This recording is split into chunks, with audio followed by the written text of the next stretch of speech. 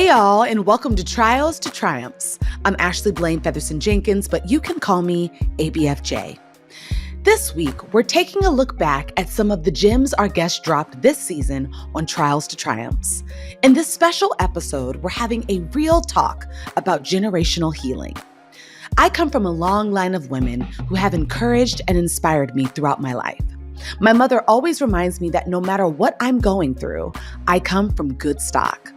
I'm forever grateful for the level of tenacity and strength that's been passed down from generation to generation. But just like any family, there are still ways my family is healing and changing for the better. In modern culture, the phrase breaking generational curses has become a buzzword.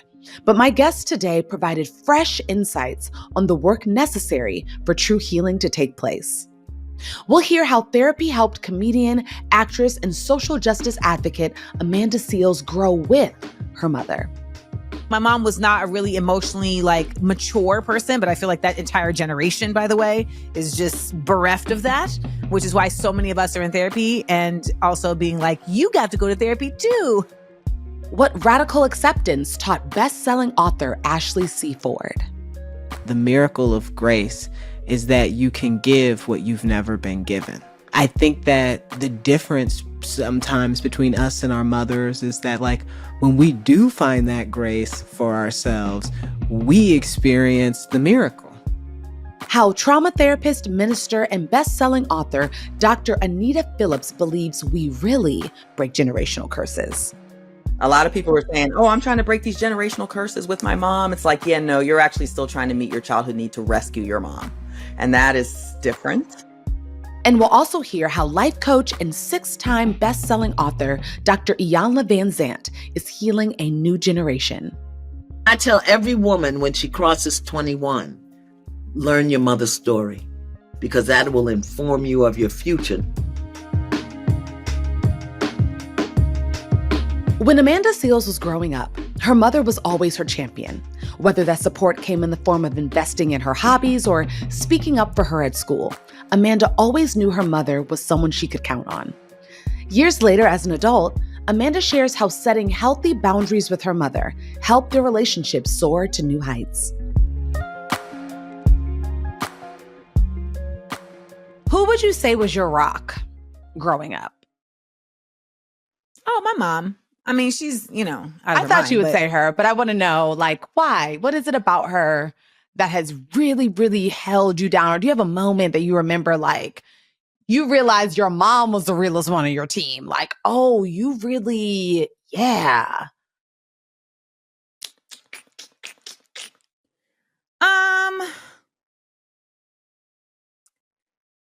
I think that first of all, it was just me and my mom, right? Mm-hmm. So, and my family are not reliable. They might support you in this instance, and then they might not. There just wasn't ever, to me, a shared responsibility or obligation to each other. So, but my mom and I had that. And I would say my mom just was always very down for whatever I envisioned was a thing that, my mom never made something that mattered to me not matter. Ooh. And I think that's really important. Because I can't think, as a kid, as an adult, we had our stuff. But as a kid, if I was yeah, I'm really into hieroglyphics right now, then we into hieroglyphics right now. And it's not even we had guap like that. My mom was working 2 jobs. My mom worked, at a nursing home. She would work double shifts, this is not, it's not like there was any silver spoon, but it was she had just decided that it was going to be me and she was going to just pour into me. And so I never had the dismissal in that way. I feel like my feelings were dismissed. My mom was not a really emotionally mature person, but I feel like that entire generation, by the way, is just bereft of that, which is why so many of us are in therapy and also being like, you got to go to therapy too. And our poor parents are like, what? No, my mom, I put my foot down and was like, you will not get to talk to me unless you go to therapy. And that's where, and there was 2 rounds. We had to do 2 rounds of that. But right here, as we're recording this podcast, she is in therapy. And is she liking it? Does she see it yet? Does she see like the... So here's the thing. The first round, she saw it immediately. Immediately. Like literally would be like, okay, so can you give me an example like of when like you feel like I wasn't emotionally there? And I'm like, what era? We elementary, middle, or high school or adult? Like which one, because I can give you all of them. And I remember her being like, how do you have such a good memory? I said, because for you, they're memories. For me, they're scars. So taking me out. So I still got him, honey. Like you have a whole other life that you lived before I even existed. You are my whole life. Like, wow. Oh my God. I never thought about that. Yeah. Our whole lives, our parents have been in You're my whole life. We've only been a part of it. I'm a portion. This is what I'm talking about. Every time I talk to you, I'm like, this is a perfect example. Yeah, like that's I'm a taking phase. me out. I'm a phase of my mom's life. My mom didn't have me till she was 34. My mom had a whole existence. My mom had a whole marriage before I existed. So, we're just like a phase of their thing. Whereas like I do not know life without my mother. Wow. That's crazy. I never thought about that, but that says so much about the child parent. Yes. They'll say things like, why do you take everything I say so much? Like, ma'am, you are you are my whole GPS map. Like sis. You're all, I came from you. You brought me here. Like, what? We were literally, I was in your body. Like, wow. That's I made real. of you. Even if I wasn't in your body, I made of you, right? And then if it's not even that, it's just like you were here. Because, we have so many different types of parents right now, right? So It's not even just biological, but it's like my framing of the world was designated and created by you. Even at times when you weren't doing it intentionally. Like me just witnessing you interact with somebody is framing my world. And then you're shaping me. And then you get to an age where you're like, all right, now I got to shape myself. And that's arduous because clay hardens over time. Honey, clay hardens over time. So maybe I go to the water because it softens me and it makes me more moldable. Yes. Amanda, did that just hit you right now? It hit me right now. Son. Wow, you're really going there today. Wow. That actually makes complete sense. You're clay.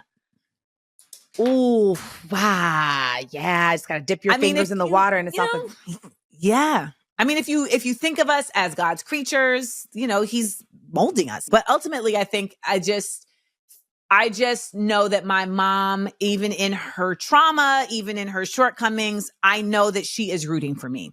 And even sometimes when she's in the way. Because sometimes you're just like, ma'am, you are in the way right now. You can't even let yourself enjoy this because of your own stuff. And so I'm going to excise you from this situation, but I know that you love me. I know you do.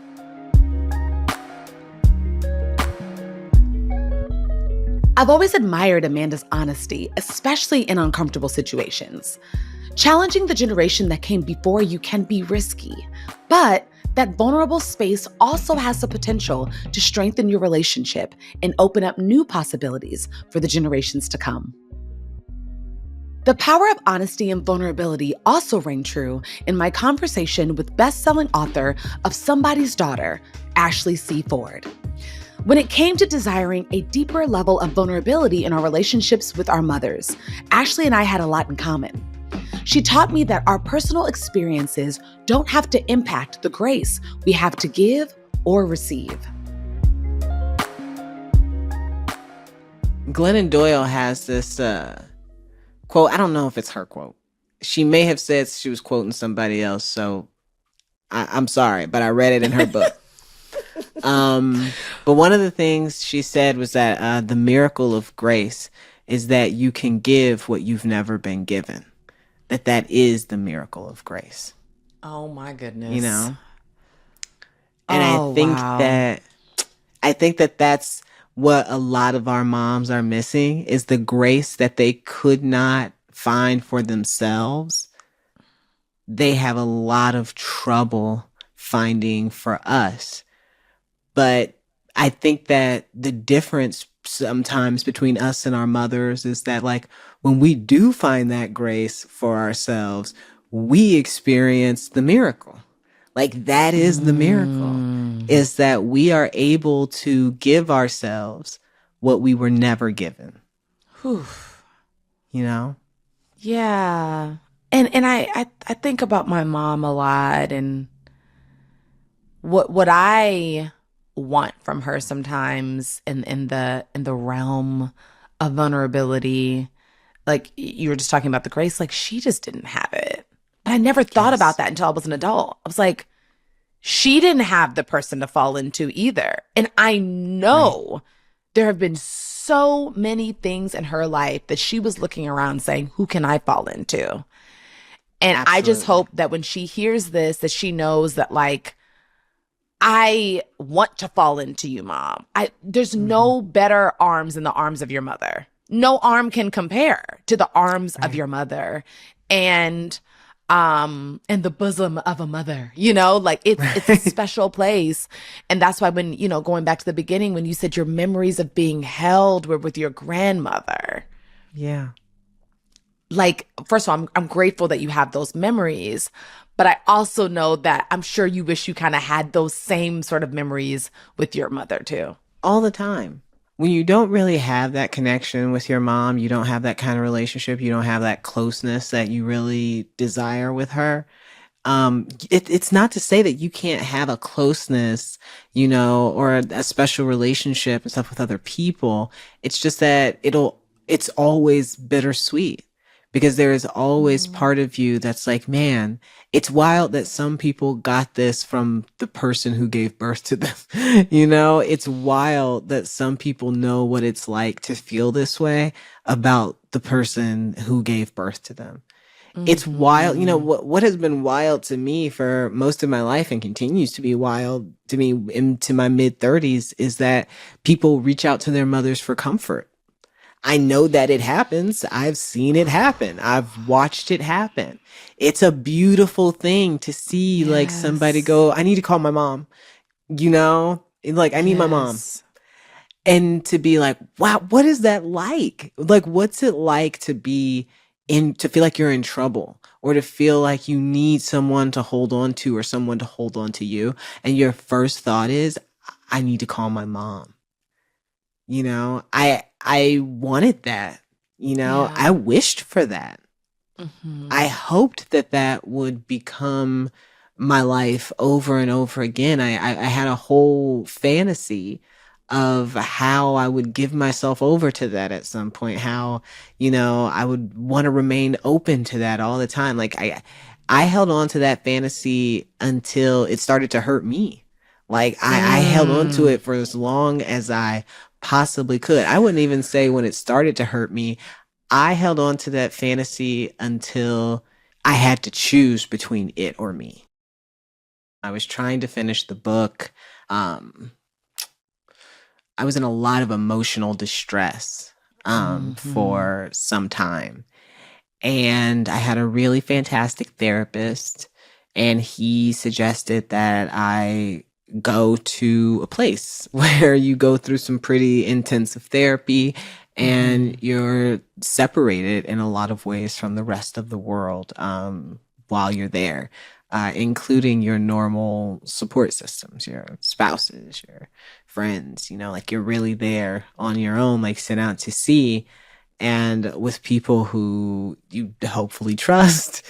And you're going to unearth some stuff. You're going to figure some things out about you and what you really want and what you're really afraid of and what you're really trying to do with your life. And I went to that place. I think that's where I sort of had the realization while while working through some of my memories, some of my insecurities, a lot of things, while working through those things in a group, it was suggested to me that I was still hoping to be a 14-year-old who was close to her mom. Mm-hmm. Except I was 33, Mm-hmm. and I was thinking about that and I was like, oh my God, I guess there is part of me that is holding on to this idea that like, I don't want to tell the truth, or I don't want to say what's real in case it destroys an opportunity for me and her to become this thing that we can actually never be. I am never going to be a child who finds comfort in her mother. Like that's already passed. I don't get that back. And because I don't get that, my pursuit of that fantasy, by way of holding myself back, is not only going to end up being fruitless ultimately, but is also harming me.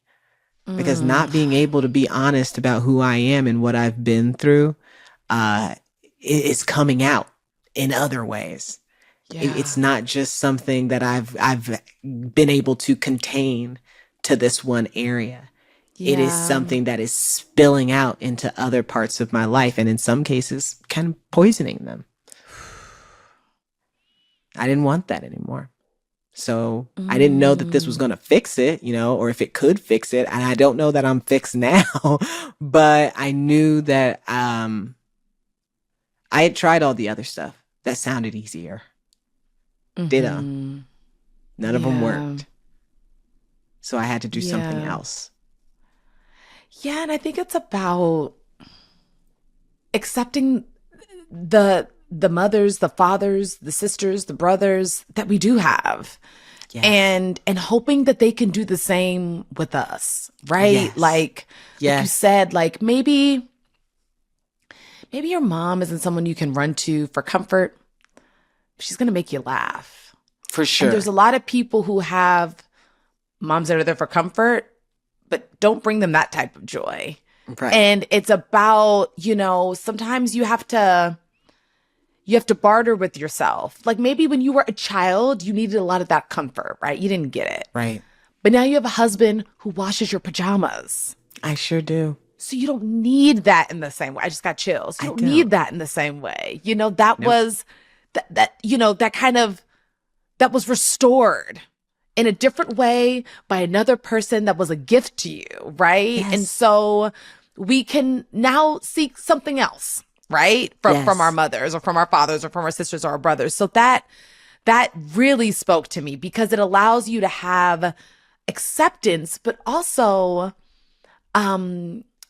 it encourages you to discover. There's so many other amazing things that about my mom that maybe it's not the vulnerability, but there's so many other great things that I'm like, thank God I have this. Oh my God, my mom's the freaking best. You know what I mean? Like this is great. And some of the things that she's not able to give me because she wasn't given it and because it's something that she's still learning at almost 70 years old, God has placed other people in my life that can kind of do that and vice versa for her, so same.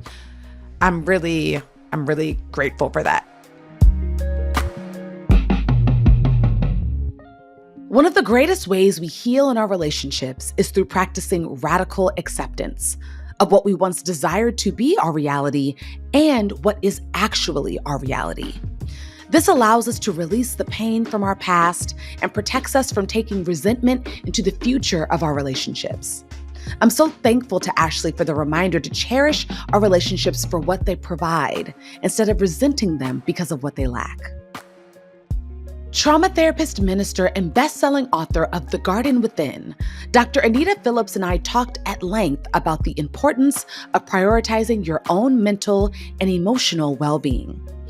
Through her studies and personal experiences, she discovered that before we can receive the grace we want to give ourselves, we have to tend to our hearts and learn to see ourselves first.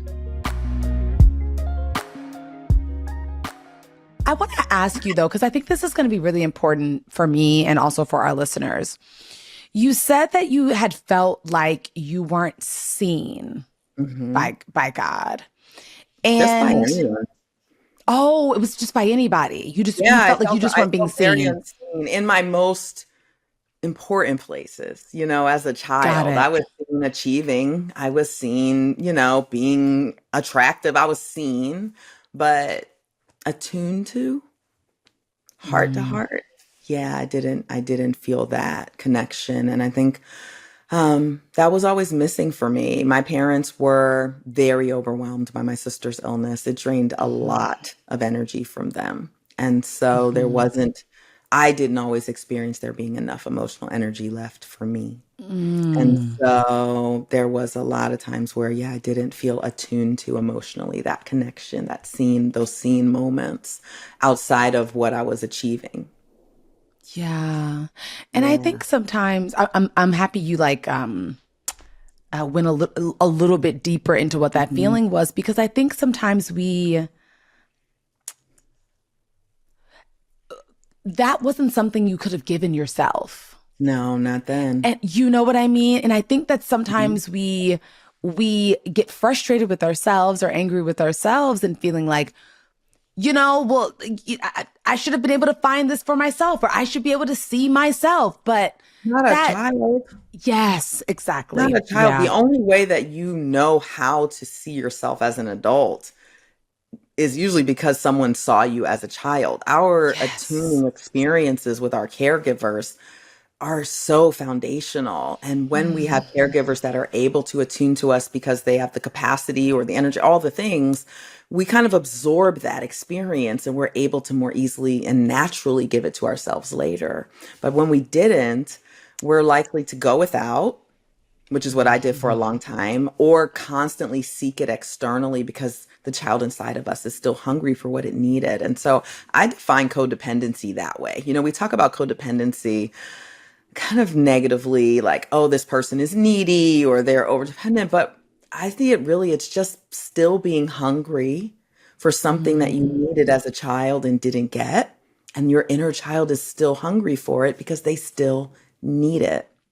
The thing is, once I recognize that hunger, how do I meet that need in a healthy way? And that often means reparenting ourselves and going back and taking care of the child within us. And I'm not saying that my parents were bad parents. No. They were overwhelmed. Yes. They were overwhelmed. And I think a lot of times we struggle with that. Like, oh, well, I'm saying something bad about my parents if I'm saying that I need to care for my inner child or reparent myself in some ways. But no parents are perfect. I haven't been perfect.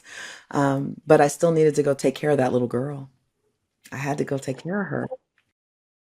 And also, Dr. Anita, we come from parents who need to have that for their Parents, inner child. grandparents, great grandparents, Yes, so generational trauma, generational loss, and we're starting behind the eight ball with a lot of stuff. Yeah, 100%. So as much as I need to do that for myself, my mom deserves it too. Yeah, you know what I mean? My dad deserves it too. Yeah. And that generation especially may never make that connection, but we start with us. Yes. We start with the healing here, and then we go forward. A lot of times we want to heal here, and then we want to run backwards and get the ones behind us or older than us. But our first responsibility should be to the ones coming after us. So I had to do me, then I can do my daughter. Then if you still have time, space, opportunity, if that parent or grandparent is willing, start going backwards, but don't go backwards before you go forward. It makes it impossible to break that generational pattern. And we break patterns forward because we stop them from repeating. We can't repair them backwards in the same way as we can repair them forward. It's yes, that's good. That's really, really good. Oof. Yeah. A lot of people were saying, oh, I'm trying to break these generational curses with my mom. It's like, yeah, no, you're actually still trying to meet your childhood need to rescue your mom. And that is different. And once we have to let the child inside of us know that they are not responsible for rescuing their parent or their grandparent or their auntie, and that it's okay to take care of yourself, Yes, I want to see generational patterns broken, but don't let that language hide some broken stuff that's going on. The little kid inside of you still trying to rescue a parent. That was never your responsibility.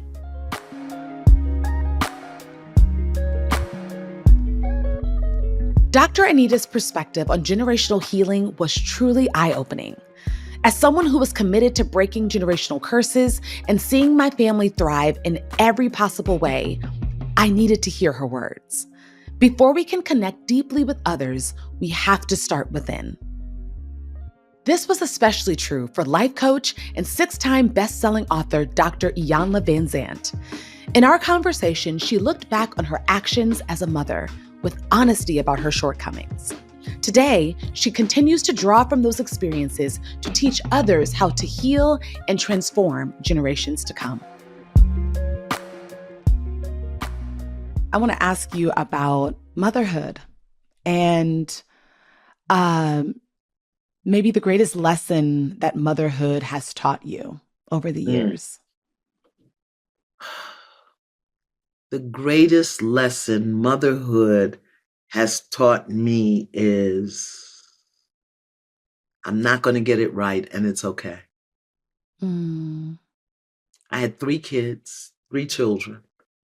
All 3 of them are different, even though 2 of them were born on the same day at the same time, and they were the same weight and the same length.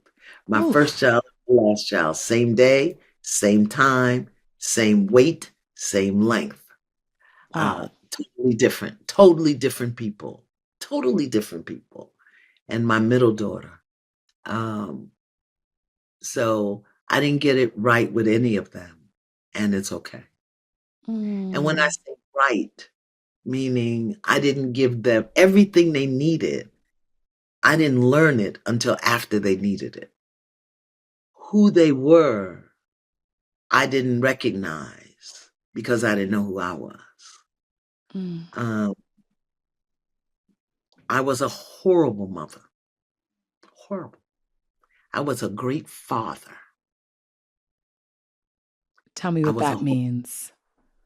Mothers nourish and nurture and affirm. Mothers teach. Mothers hold. Mothers, nourish, nurture, affirm. Mothers hold. Fathers provide. Fathers protect. Fathers direct. I didn't guide. Mothers guide. There's a distinction. There's a distinction between guiding you. Come, let's do this. Great job. You did it. Yeah. Now you go ahead. I'm right here. You go. I'm watching you. That's guidance. Direction is do this because I said it. Do it. Do it now. That's direction. I was a great director. I was a horrible guide. Wow. I was a great father. I didn't know that. So I want to talk in mothering about the distinction between fathering and mothering, because many mothers are fathers. Miss Iyanla, that is profound. There is a distinction. It cost me 2 of my children. It cost me 2 of my children to learn that I wasn't mothered, so I didn't know how to mother. And there's a very divine, profound template to mothering. And so many mothers are caught up paying the rent, buying the food, running to the job until they're great fathers. They're not mothers. Yeah. They're not. And we have so much information. One of the greatest things I wish I had known when my children were growing up was their love language. Of course, he didn't write anything about love languages until the 80s. And my kids were all born in the 70s. And, what I know now is that my son's love language is words of affirmation. I did not affirm my son. I directed him. I criticized him. I didn't affirm him. And he still today has challenges and issues with his value and worth in getting stuff done. My youngest daughter, who just passed, her love language was affection and touch. Well, I didn't do that. I didn't know how to do it. Wasn't, I don't have time. I don't have time for that. I'm trying to cook, clean, do the laundry, blah, blah, blah. And so she left her this life believing that I didn't love her because I didn't love her in the way she could receive it. Now, my middle daughter, her love language was quality time. Now, as a mother, because I was neurotic, I took my kids everywhere. No, they didn't spend the night out. They didn't do play dates. Because I had been sexually abused and violated as a child. That was not going to happen to my kids. So I took them everywhere. So while my youngest son went with me and I didn't affirm him, he was miserable. My youngest daughter went with me and I didn't hug her. She was miserable. My middle daughter was happy as a pig in slop. Because she got to go everywhere. You know, that's all she needed. I didn't have to buy her no gift. I didn't have to say nothing to her. Quality time. She was with me and we were like this. We were like this. Wow. Yeah. But I didn't know. I didn't know. Now I know, you know? And I think in this day and age, it's important for every single mother to know her child's love language. Yeah. Yeah. And also I want to add, I think it's important for children, and this is something that I'm learning now, to learn about our mothers and our fathers as much as they'll give, right? Because it informs who they are. And we can give the grace that you deserve. Truly, it's not to say it. I really believe that it goes both ways. I'm asking my parents difficult questions because I want to understand them so that I can understand us and the dynamic we have and how we can adjust and improve. And, you know, and I know their love languages just like they know mine, but we have to ask difficult questions and give our parents the time and the space to find the words. The words aren't always readily available. And remember, they're coming from another generation. So they're coming from another generation, depending upon how old you were. You know, I could never ask my grandmother some of the questions that my grandchildren asked me. Like when I was telling my children about my days of smoking happy flowers, they were horrified. You smoke weed? Yeah, I did. You know, and I tell every woman when she crosses 21, learn your mother's story. What is your mother's story? Because that will inform you of your future, number one. And what's your father's story? Not because he's your father, your daddy, or your dad. What was his story when you were still a tadpole in his spine? Learn his story. Learn his relationship with his mother, his relationship with his father. Learn those things so that you understand you're not just dealing with your mother or your father. You're dealing with human beings who have stories and experiences and memories and challenges and issues. Yeah. So once you turn 22, you gotta learn your mother's story. Yeah. I'm doing it now. I'm still asking questions and it's been beautiful. It's been difficult, but it's been beautiful. And I'm so grateful for the time. I'm grateful for the time that I get to ask my parents these questions still and that they're willing to try to find the answers. And what I would say to parents, you know, who may be listening, tell your children their story. Tell them about your fears. Tell them about your bad behavior. Tell them about your victories. Because sometimes we've set it up so that the children don't know, even when they're adults, they don't know how to speak to us. And, you know, we make it, you can't ask me that. So parents need to be able to share their stories too, you know? Yeah. And hopefully they can hear it. So I want to do that in mothering. I want to give a different concept to mothering because it means more than having a baby. You know, it's a major, major undertaking. I loved my conversation with Dr. Iyanla because not only did I have the opportunity to learn from someone I've admired for years, but I was so in awe of how with all the prolific work she's done, she's still committed to being a student of life first. In each episode, I always ask my guests about lessons their parents taught them, because I believe our upbringing has a significant impact on the lives we go on to lead. More and more, I come to see that as much as we are influenced by our ancestors, we have an important role to play in shaping our lineage as well. I've always believed that the current generation has a responsibility to learn from the mistakes of our ancestors and move forward in a way that sets the next generation up for success. Healing starts within, and I pray every day that my legacy will be one of healing. We truly are our ancestors' wildest dreams, and one day, I hope that the generations that follow will be able to look back with gratitude that in our own ways, our steps towards healing had a powerful ripple effect.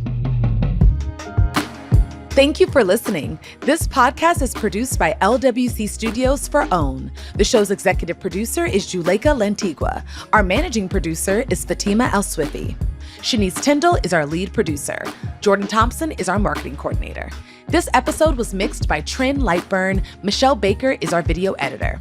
You can find the full episodes for Amanda Seales, Ashley C. Ford, Dr. Anita Phillips, and Dr. Iyanla Vanzant on YouTube and in our podcast feed. If you enjoyed listening to this episode, and we hope you did, please make sure to subscribe, leave a rating, and review wherever you listen to your podcasts to ensure you hear the next one.